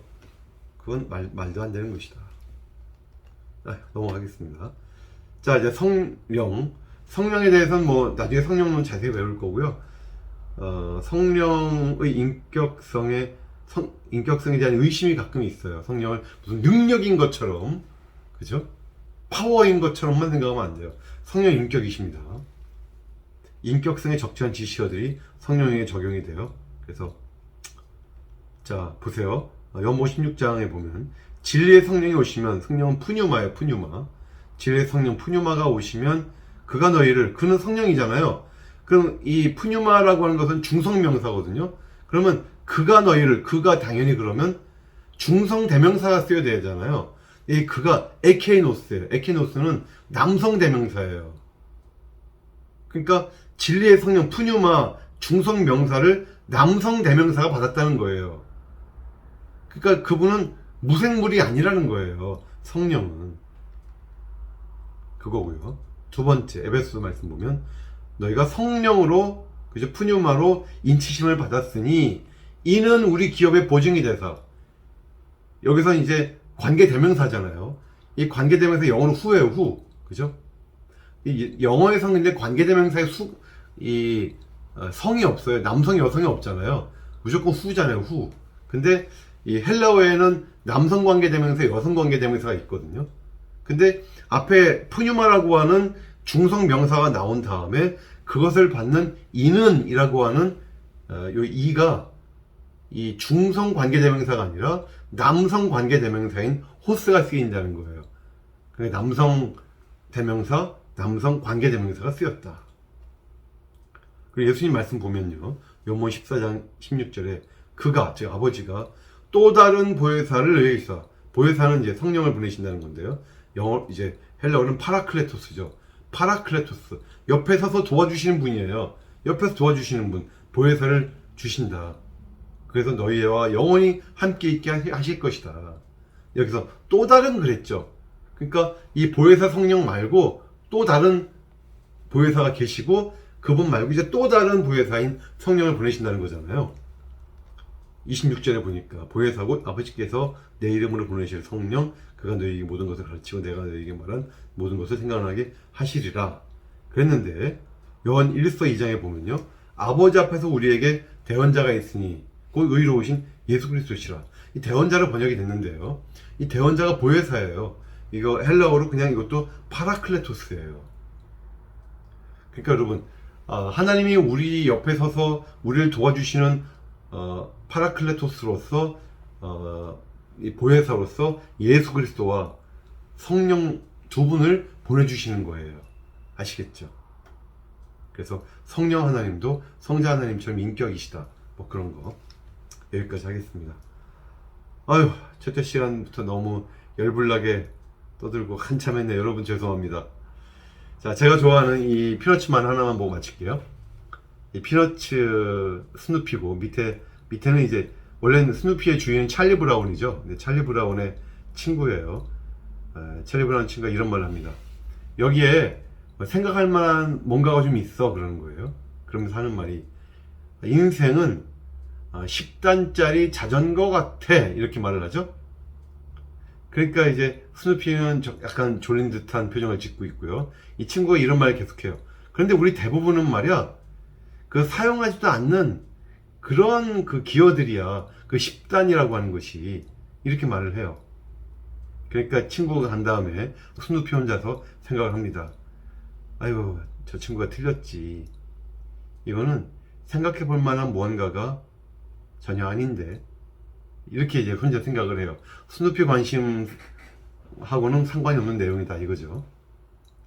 맞아요. 이 신학자들이 이 스누피 옆에 있는 친구 비슷해요. 신학자들은 어떻게 보면 별로 우리 인생에 도움도 안 되는 것 같고 우리 신앙생활 하는데 큰 도움 안 되는 것 같고 근데 여러분 이건 우리가 정말 생각해 봐야 될 중요한 문제입니다 라고 갖고 왔는데 아유 그건 뭐 그렇게 중요한가 이렇게 하고 그냥 넘어가도 신앙생활에 별 무리가 없는 그렇게 생각할 수 있다는 거죠. 근데 여러분 그렇지는 않아요. 설사 여러분 교회에 다른 성도님들은 좀 그런 마음 갖고 계셔도 여러분들은 신학생이잖아요. 그러니까 여러분들은 오늘 저희가 얘기한 이 삼위일체 정말 바빙크가 우리 기독교의 심장이라 그랬고요. 저는 기독교의 엔진이라고 생각해요. 보이지 않는 저 밑에서 저 속에서 이거 없으면 돌아갈 수가 없는 그죠? 또 바르튼 그랬잖아요. 기독교의 핵심이고 정수고 이거 정말 생각해 볼 만한 썸띵이 아니라 생각해 볼 만한 굉장히 중요한 something very important예요. 우리는 앞으로 이제 쭉 이거 공부할 거고요. 첫 시간부터 약간 헤비한 주제를 가지고 여러분들과 함께 했네요. 죄송합니다.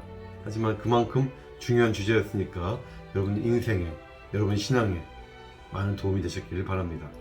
2022년 우리 이제 출발합니다. 저와 함께 여러분이 이렇게 출발 드디어 시작을 했어요. 이번 1학기 배우는 이 삼일체 실론 여러분의 신학의 여정에 있어서 여러분의 인생에 있어서 너무너무나 귀중한 내용들이 여러분 마음 가운데 신비에 새겨지는 그런 귀한 시간 되시길 바랍니다. 네, 감사합니다. 다음 주에 뵙겠습니다.